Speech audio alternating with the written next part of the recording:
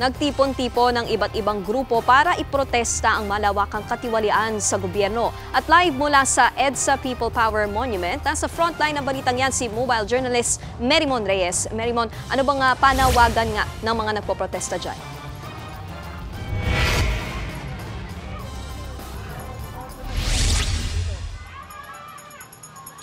Nikki, paninindigan na laban sa korupsyon at pananagutan sa mga sangkot dito.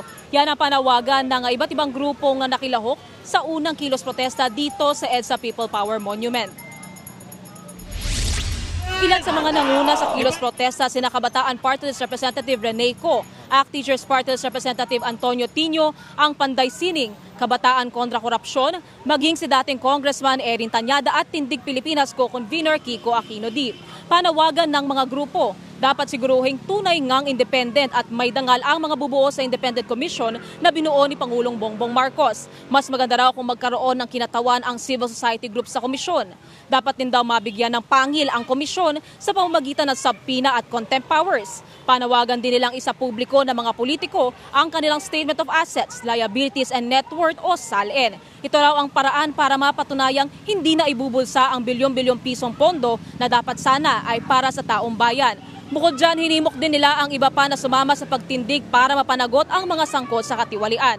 May iba ring gustong papanagutin sina PBBM, House Speaker Martin Romualdez at Congressman Zaldico. Isinara ang isang linya ng White Plains sa EDSA para sa protesta na natapos din kaninang alas 12 ng tanghali. Nikki, wala pa raw impormasyong natatanggap ang pulisya kung lalong lalawak ang mga susunod pang kilos protesta. Pero tulad ngayong hapon, meron muling pagtitipon ng mga grupo na nakikita natin binubuo ng Ilocano Defenders Party List at iba pa nilang mga kasapi. Pero ayon sa pulisya, mananatili ang maximum tolerance sa kanilang pagbabantay. Nikki. Yan ang Express Report ni Merimon Reyes. Mga kapatid, Nikki de Guzman po. Para sa pasada ng mga rumaratsyadang balita, mag-follow at mag-subscribe na sa social media pages ng News 5.